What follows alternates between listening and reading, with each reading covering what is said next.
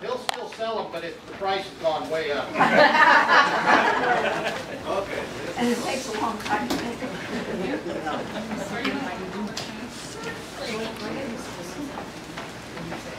Did you get your doctor?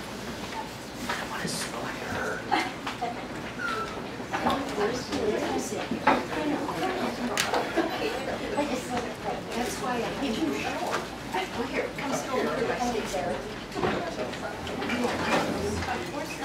This is him. No, that's Sheridan. You're I'd be a lot more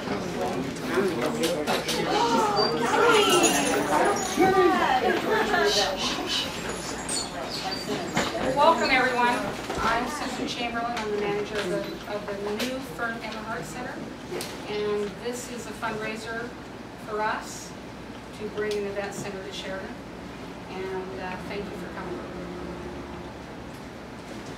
Hi, my name is John King. Welcome. And the first thing I'd like to do is make sure to ask anybody who has cell phones or any other noise-making devices, make sure they're off, please. And then my primary job is to provide you with information that you might not be able to visualize yourself without props or sets. As Alice said in Wonderland, people come and go so quickly, and keep up with that. The setting, you're sitting in part of a rural elementary school in Oregon, looking at the before-school activities of some of the staff. You see into this intersection of the two main hallways. You see the doors of the main office, kindergarten, first grade, janitor's closet, and teacher's lounge. 4 other doors lead off both sides to the outside of the school, to the playground, the dumpster area, the main entrance, and the playground. You can tell it's Valentine's Day by the decorations, mostly made by children on the bulletin board and by the office. You can tell it's early morning because the lights are not yet on in the hallway, but spill out of the office and into the teacher's lounge. You can tell it's Oregon because it's raining. As the story begins, we hear noises coming from this office and someone's voice in the teacher's lounge. Shoot fire and save the matches. Why? Why? Why is the teacher's parking lot out in the boonies? I am soaked to the skin and I need a new umbrella. Actually, I need a new life. Why me, God? Enter Darcy Matthews, the first grade teacher from the teacher's lounge.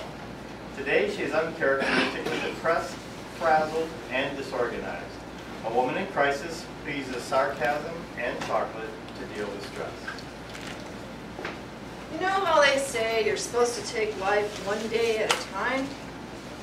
Well, lately, several have attacked me all at once. Thank God it's Friday. If it was Monday, I'd have to kill something. I might kill Sky. If I was a secretary or a waitress, I could have called in sick. But no, this is all my mother's fault. She told me, don't be a teacher. Nag, nag, nag. Be a secretary. Be a waitress. Be a nun. But never be a teacher. My mother was a teacher. And of course, Sky has to be a headache today. A headache bigger than the Dundee bottleneck. Blasted rain. The van is full of mud. And yeah, one day after I spent $75 to have it detailed, all I did was step on the brakes, hard. And there went Sky's breakfast, all over the dash. As my mother used to say, there's never time to do it right, but there's always time to do it over, Darcy.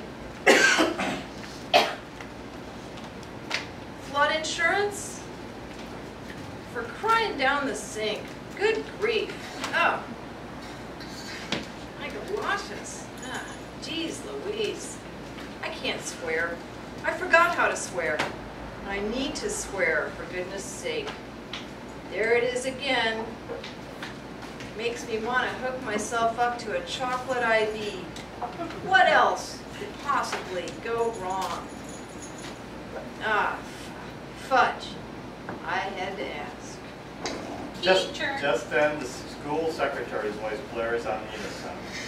Teachers, the principal wants to remind you of the severe penalty for having weapons in the school. So, in compliance with the no weapons policy, please take the following action immediately. Use all necessary means to remove all images of Cupid with a bow and arrow. Thank you. Darcy goes into her classroom as Rex Hill enters from the janitor's closet with a custodial card and turns on the hallway lights. Rex prepares for his most hated chore of the day. Mr. Hill, undercover agent King Clorox.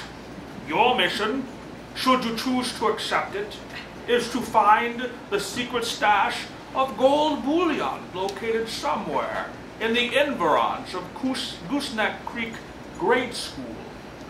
You know the drill. Appear harmless. Be cheerful and productive. Just, be yourself. You handsome, fearless, intrepid secret agent 00409. Pretend to do your duty as custodial management specialist. Go forth, conquer Cootieville.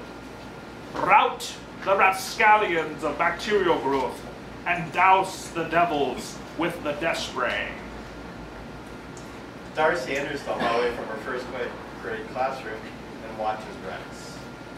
When you have accomplished these tasks, find the paper towel in the trash can containing the secret code. You will find it written in snot. You will know which paper towel it is by using your superior sense of smell. This message has already self-destructed. Save yourself! God, Rex. It's just the boys' bathroom. Get over it. Good morning, Mrs. Matthews. What happened to your hair? Oregon happened to my hair. Rex heads towards the boys' bathroom. Look out, germs! Look out, scum! Doom is upon you, 'cause here I come! Darcy snips off Cupid's arrow and then begins to open the letter just as Miss April enters. Darcy staples the letter aggressively to the bulletin board and exits into her classroom. Miss April is the newbie kindergarten teacher. Good morning, good morning. Good morning, good morning. Good morning to you. Water splashes as Miss April folds an umbrella and removes her coat. She flounces into the main office as Darcy returns to the hallway with a large bag of M&Ms. Darcy pours the candy into her pockets just as Miss April dances out of the main office with her Cupid decoration in hand. Well, see what made you late today. Well, you don't know the half of it. Besides, a special day requires special, and it's going to be very special. Obviously. You missed the edict. Huh? You can't put him up like that. Who? You have to snip him. What? Weapons in the school. Huh? What, weapons? Oh my god, they weren't serious. I am. Don't fight it. Administrative policy.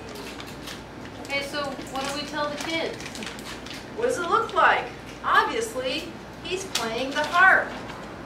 Darcy draws lines inside the bow so it looks like a harp. There. He can just play second string in the boys' choir.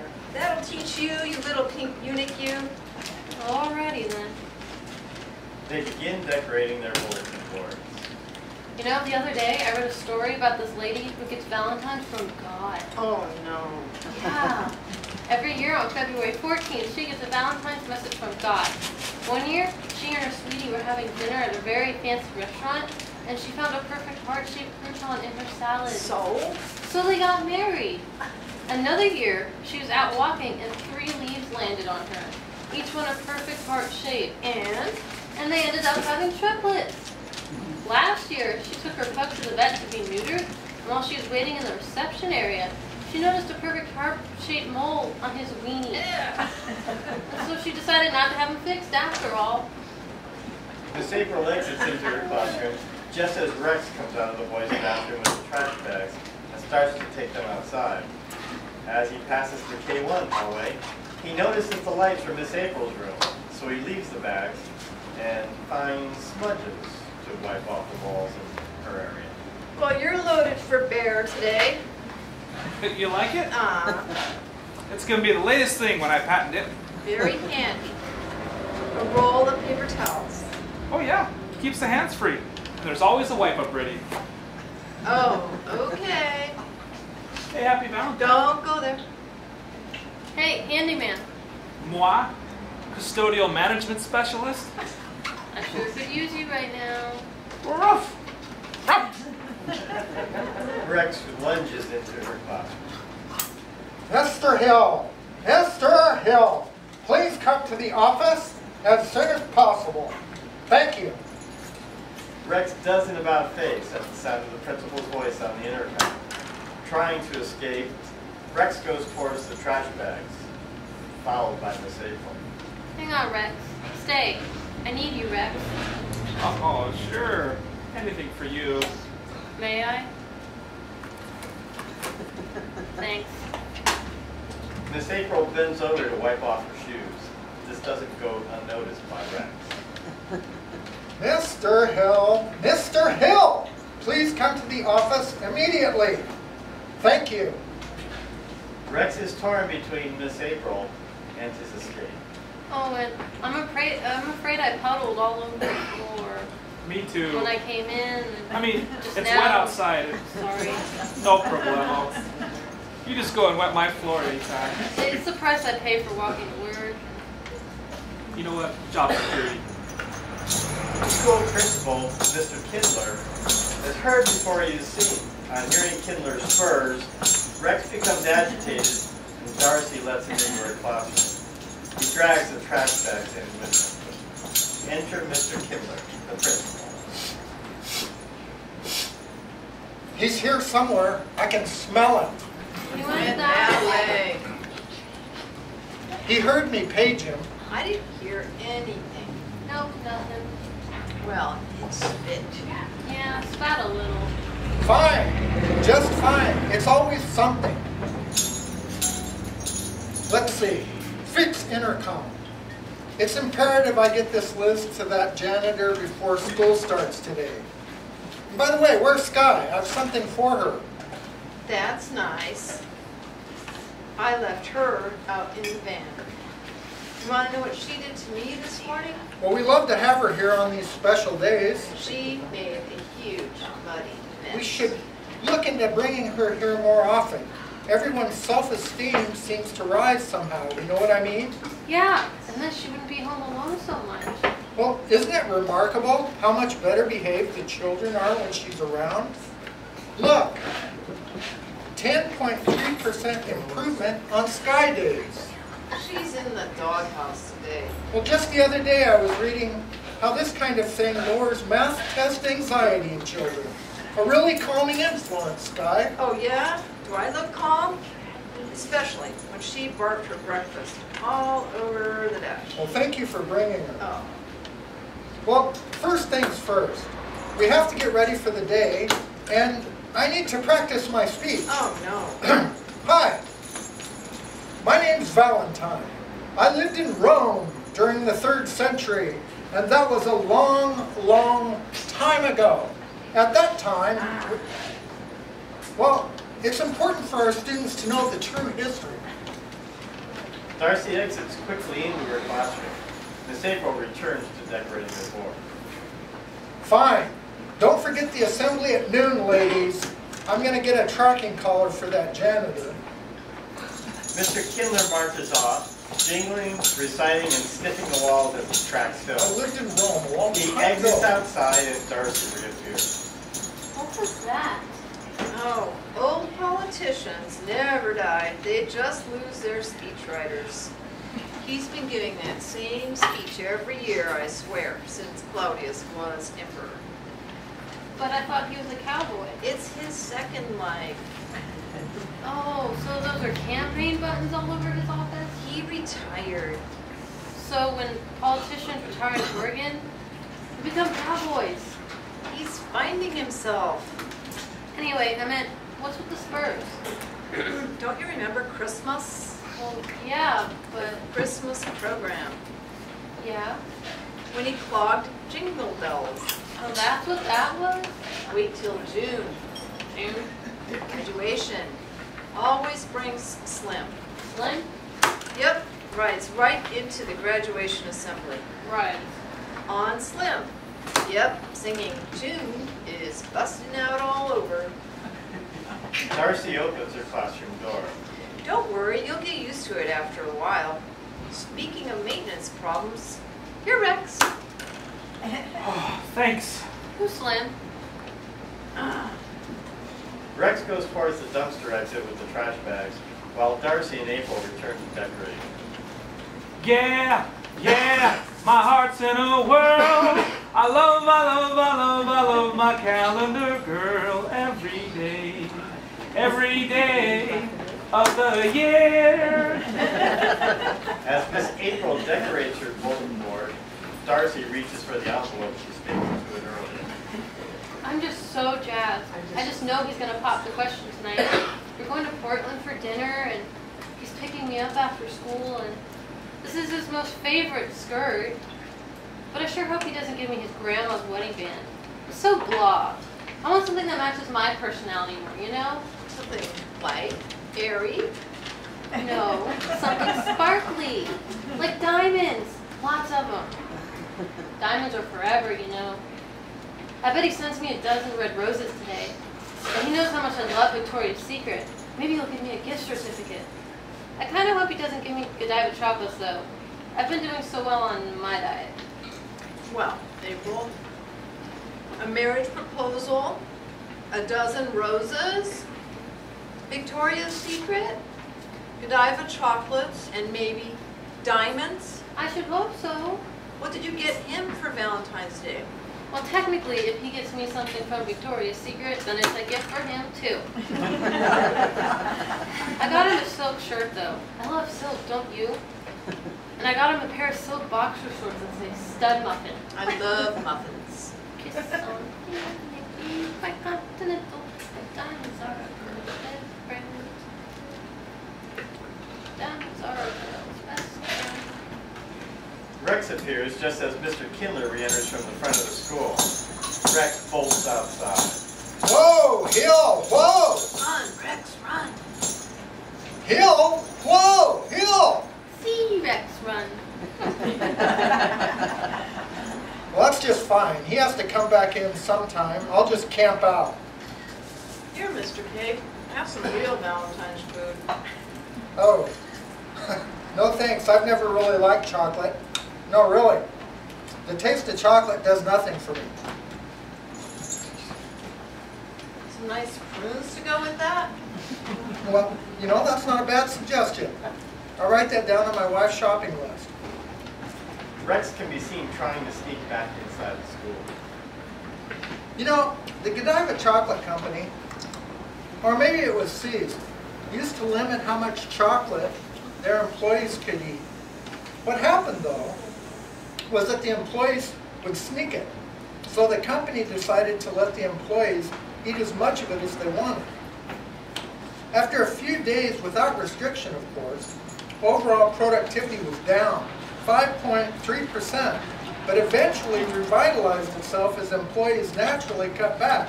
In other words, after a few days of massive consumption, nobody wanted all that much anymore. Problem solved. I bet you were a devil child. I bet you hoarded your Halloween candy until your sisters ate all theirs, and then sold the stash to them. Well, I wouldn't call it evil. I'd call it being entrepreneurial. Damn, I wish the rain would stop out there. The playground's gonna look like the Sheridan mud drags with all that mud.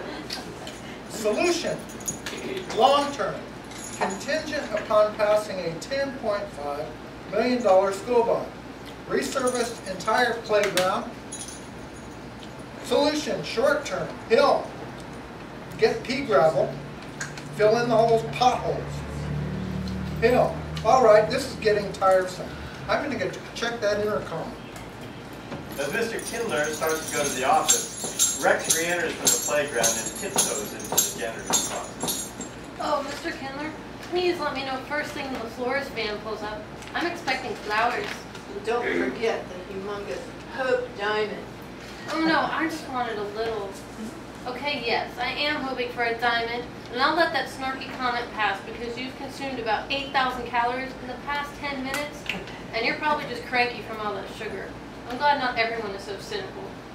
I agree. There's a fine line between sarcasm and cynicism. Has our sweetheart of sarcasm soured into a celebrant of cynics? Huh? Darcy, do I have to rethink the evaluation I've written in your personality profile?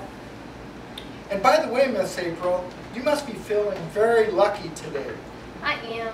Really, I am. But how could you tell? Wearing that skirt. You do realize you're in a classroom full of 27 kindergartners? That's 54 hands total and potentially 540 fingers with paint and glue or chocolate smears or worse. Mr. Kindler goes to the office with the note on his back that reads, "Kiss me." Speaking of chocolate, Darce, you've been doing so well on your diet. I'd hate to see you blow up now. I'll start my diet tomorrow, little Miss Snakehips. Maybe the day after. Today, when the kids come through that door, I'm going to right along with them. Problem solved. Where's Rex? Rex is hiding in the closet. As Miss April goes to the janitor's closet, Darcy exits to her classroom. Rex, it's okay. The door opens. Aroo! Good boy, Rex. Woof, woof. Can I borrow some holy kitty cats, Rex? Where'd you get all this? Oh, this is nothing. You should see my garage. Well, I'm so impressed. You've got hardware. Oh, this is nothing. You should see my... Duct tape? Yeah, that too. Can I borrow some? Duct tape? Well, what do you want it for? You'll see. Promise. What color? Ooh, pink. Sorry. Red, blue, yellow. Ooh, camo. Red's fine.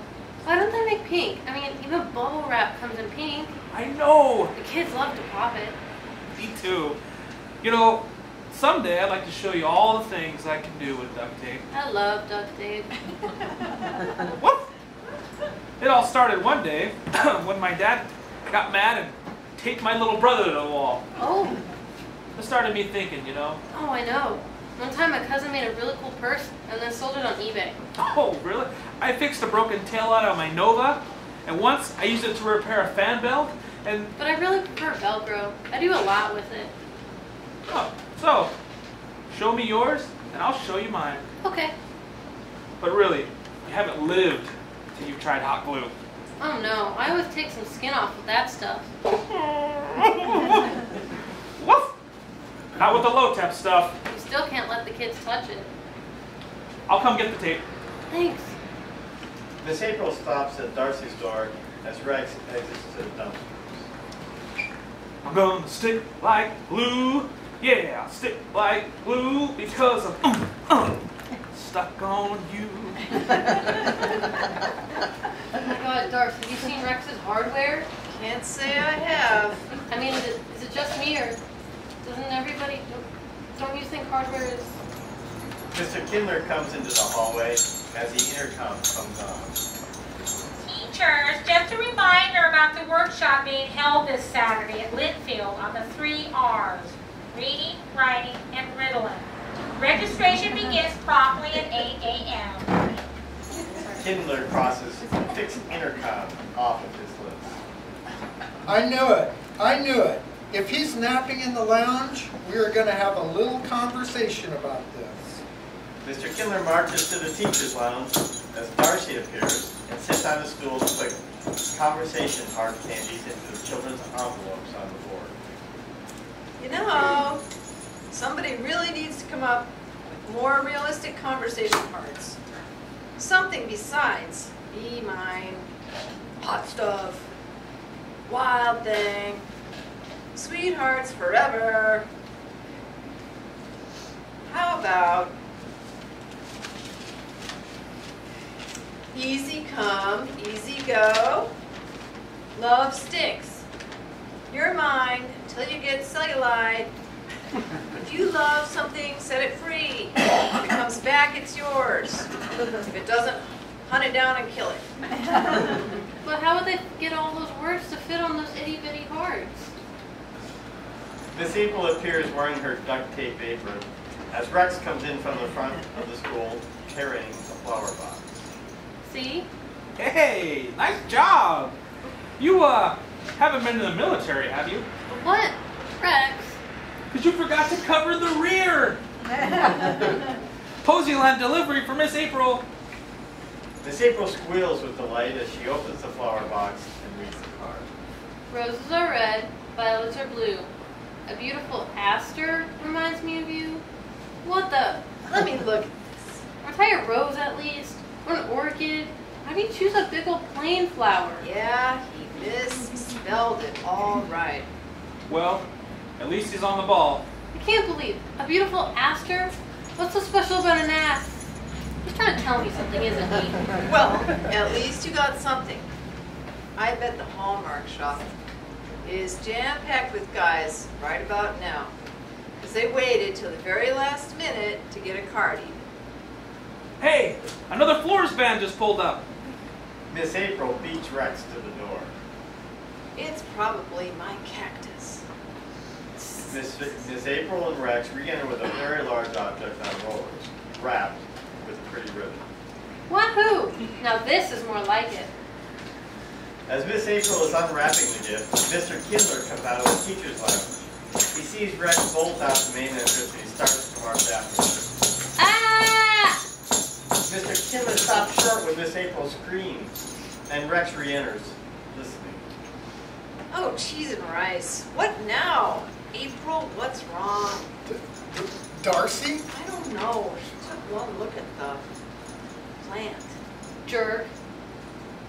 Oh no, your boyfriend didn't give you this. Thoughtless creep. But it's a handsome... Ugh! How can he say that? How can he think? He's in the damn chocolate one. I'm gonna eat him till I'm so fat I'll have to shop at Victoria's Secret plus sizes. That's the way the stud muffin crumbles. Okay, now, for future reference, what exactly is wrong with giving your significant other a plant? I was expecting a proposal, not a freaking potted plant. Think romance, Mr. K. A dozen red roses. Romeo and Juliet. Not home gardens. Oh, right, I forgot. Sharing a glass of poison over dinner is so romantic. Rex exits outside, unseen by Mr. Kindler. I'm going home. Miss April flounces out of the building without coat or umbrella, then suddenly reappears. So, Mr. Kindler, what did you get your wife for Valentine's Day? Well, actually, I'm planning to swing by the store on my way home from work. What store? Poseyland. That's where my present came from. No, not Poseyland. I meant in cahoots. You better have a heart-shaped mole on yours. As Miss April exits, Rex re-enters from the playground and sneaks into the janitor's closet. And no subs today. She's not all right, is she? Nope. The rain will cool her off. Hope it doesn't shrink her sweater. Hold on. Oh, don't worry, it stopped raining. Wait 5 minutes. Well, meanwhile, back at the ranch, He went out here last I saw. Kindler exits into the playground just as Rex comes out of the janitor's closet cautiously. He's carrying an origami handle. This is for Miss April. I wanted to give it to her to cheer her up. I make them for the kids all the time. You put a lot of work into this. There's plenty more where that came from. When I get it patented, I have this machine, Autogami. Who wants this plant, this ficus, Stop! Before you get your mouth washed out with soap. Rex begins rolling the plant toward the lounge as Mr. Kindler enters from the playground. Rex hides behind the plant and Mr. Kindler passes by. Rex follows him unnoticed, eventually taking the plant to the teacher's lounge after Mr. Kindler exits outside. Rex re-enters and runs into the janitor's closet. Mr. Kindler re-enters just in time to see the janitor's closet door closed. Ah, you're in there, aren't you? I know you're in there. Hill? Hill? Fine. He's in there, isn't he? Ooh, Hill? where? In the closet. In the closet? Yes. Oh, no, I don't know. Darcy, Yes? do you find these spurs audible? What do you mean? Well, just listen. There, and I don't hear anything. must be my tinnitus acting up. Mr. Kindler walks into the office, hearing things. Well, this is going to be a really fun day. Darcy removes the letter from the envelope and sits, reading it. A decree of divorce. Hereby granted on the grounds, marriage irretrievably broken. Miss April enters. Hey Doris, you should be proud of me. I went home and thought about what you tell your kids, and I put my grown-up panties on and came back. Hey Doris? I thought you weren't coming back. Well, I did. I didn't think you cared so much. What are you crying about, Doris? What do you care? I don't know. Does anybody care? I mean, really? Well, that's it, isn't it? You're really not the old Doris today. Really not, you know? Nope, not really. What is it? You can tell me, Doris. I thought we were getting to be pretty good friends. What? Like Abbott and Costello? Who? Abbott and Harris and Roseanne? They're good friends? Ah, Oh, come on, Doris. I apologize. Look, I'm on my 27th Hershey Kiss, and the foil wrappers aren't even slowing me down. thanks, I'm trying to quit. Okay, that's it. This is serious. Tell me what's wrong, please. What's got you down, Doris? You mean besides gravity? Right, okay then, well, I did start thinking that Valentine's Day might be kind of hard on you, you know, since your breakup and all. Men can come and go in this world, Doris. And you would know? But I guess they do. I gotta give you credit. Gathered your diamonds while you may. The divorce is final. Like, in February 14th today? Irretrievably broken. That's not fair. How does something like this happen? Easier than you think. Catch his eye across the room. He makes your heart race faster than a greyhound. Soon you're putting his picture up on your fridge with an Apple magnet. Before you know it, you're writing Mr. and Mrs. So-and-so everywhere. In your day timer, on your napkin at Taco Bell, in big barn red letters on the Sheridan grain elevator. You get caught up in a crock of courtship. Life gets so rosy and sweet. You dream in cotton candy pink. But then, suddenly, it hits the fan. You realize when he's talking to you, he's looking over your shoulder and catching someone else's eye across the room. You're brokenhearted and busted with a gallon of barn red paint. You believed in him, in us. You thought his heart was true. You even had a puppy together. Well, if the dog liked him, you can't blame yourself for falling in love. Well, tomorrow Walmart will be having a 50% off Valentine sale, and we could go stock up on Cupids, and then go to the Green Frog for a couple of beers, and then sip them all. We need to stick together, cheer each other up, start doing more fun stuff, you know? Like? Like doing things together, things we both like eat chocolate. More chocolate, less carrots. And pet more puppies. Go shopping. Yeah, see, that kind of stuff. You know, I was going to get a puppy when I got married. How about puppy shopping with me? Look out, Homeward Bound. When? I'm at your barking call. Maybe I should be singing Doggies Are a Girl's Best Friend. Well, there's that saying, the more I know about men, the more I love my dog. For sure. Dogs don't play games with you, except fetch and frisbee. They never make fun of you and say you throw like a girl. And they never leave you for a younger, prettier woman. And you never have to stroke their ego. Oh my gosh, I forgot. You've got a secret admirer. Darcy hands the squashed origami to Miss April as Mr. Kindler enters from the office. That hill almost made me forget about Valentine's Day for the staff. And I do have a Valentine for Sky. Let the least be first. What did you say? I have a Valentine for Sky? No, after that. I said let the least be first. Let the least? The least? Oh, no. Oh, how could I be so... My wife did the whole bow thing. So, thank you, Mr. K. Oh, it's not. For making me realize. Oh, I'm sorry. Stupid. But Darcy, I assure you But she's not the least. She's the best. She deserves a Valentine, especially from me. Yeah, don't forget you always have Sky.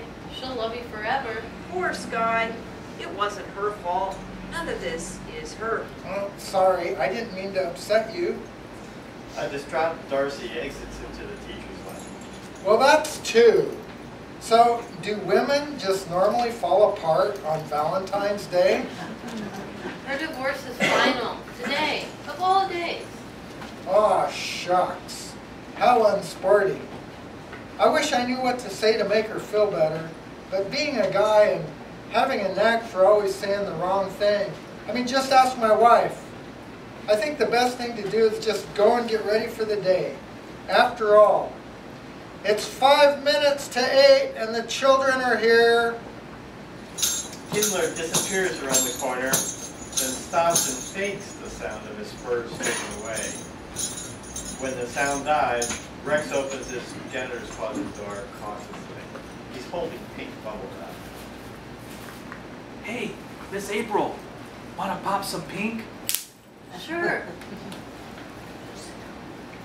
Miss April joins Rex popping bubble wrap, while Mr. Kindler goes to the office in the stocking feet. I remembered someplace I saw pink duct tape. No, really? Where? Skyberg's Hardware, Where's that? Willamina. That's Hey, what do you say we go there tomorrow? a long way. Not really. I'll drive. But where do you live? Newburgh, Yeah. North End. Really? You drive all that way? Sure. But the gas prices. Wait till you see my car. Oh? Runs on alternative fuel. Wow. You sure? Nothing would be finer. Than to drive to Willamina? In the morning. Mr. Kindler re-enters from the office. His spurs are back on, so Rex hears him and closes his door. Miss April goes to the teacher's lounge. For the next few moments, Kindler pretends his boots are going away. Rex opens his door. Kindler pretends his boots are now coming back. Rex shuts his door. Kindler pretends his boots yet again are going away. Rex opens his door. When Mr. Kindler is satisfied, Rex is playing the game. He re-enters, just as Darcy and Miss April return to the teacher's hall. 5, 4, 3, 2, 1, now!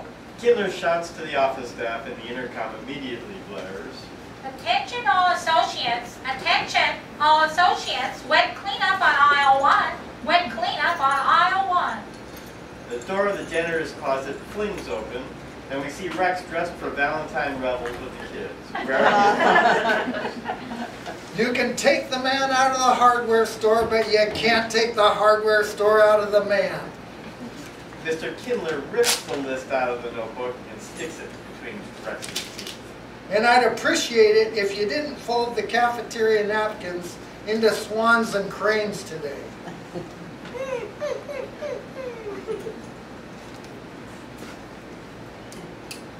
That was all hat and no cattle. Thought so, didn't you, punk? And I want this hallway mopped and waxed before first recess. A dejected Rex heads towards the janitor's closet to get a mop and cleaning supplies. Wait, Rex, I'll give you a hand. Woof! Miss April and Rex go to the janitor's closet together as Mr. Kindler struts down the hallway. Suddenly, he does an about-face. Darcy, here's your missive from myself and the staff. Mr. Kindler heads to the office. Oh, thank you.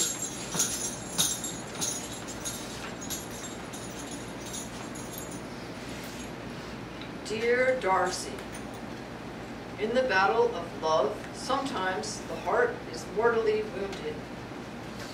However, during this time of personal stress, you have continued to be a valuable member of our school. On behalf of myself and the staff, I salute you. You know, sometimes Mr. K actually says something right. Maybe today isn't going to be such a bad day after all. It's amazing what you can learn in half an hour before school even starts. I mean, if you just lighten up, look around, you might find true love is there after all. Considering the nuts I work with every day, for instance. Who knew he could be such a riot? I thought she was just another Barbie. She's a real doll. I thought Rex was just a janitor, but he's, well, I thought Sky was just another stone around my neck. She's my best friend. And I thought origami was complicated. But, look. Origami turd. I look around and I see my best friends every day. So why should I just go out and put up my own grown-up panties on? Only trouble is, now there depends.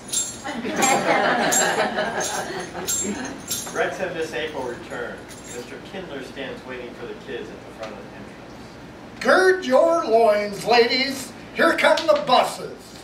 Oh my gosh, Sky's still in the van.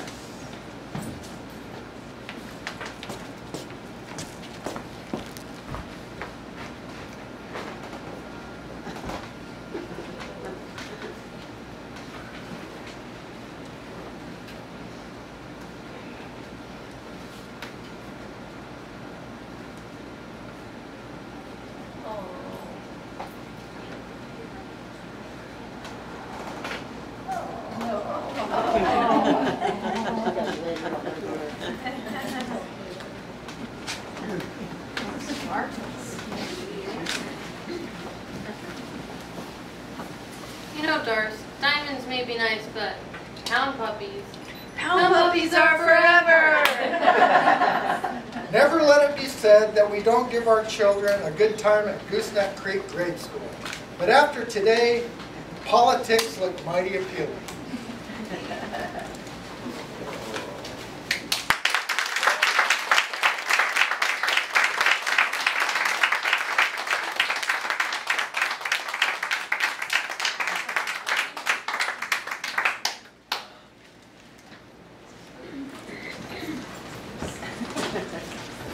the last cast member. This is credit. That's Scott. Scott. Yes. Well, then, Yeah, Can you say your name and Yes.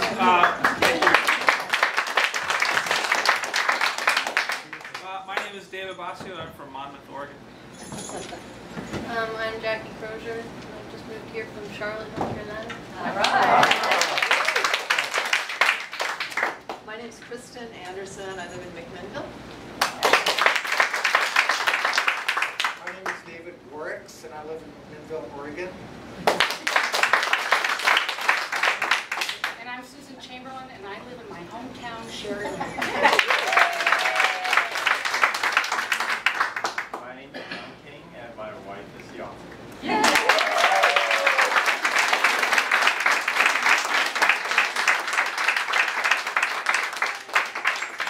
Now we have chocolate. well done. Well done.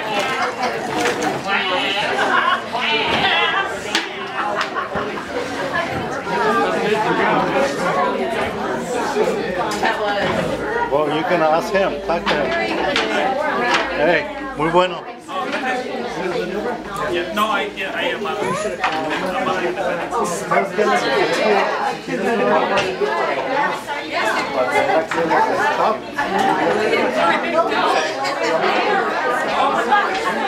You're so funny. You have to sit through these. Well, thanks. Make sure you're wearing your chocolate. You're all something that.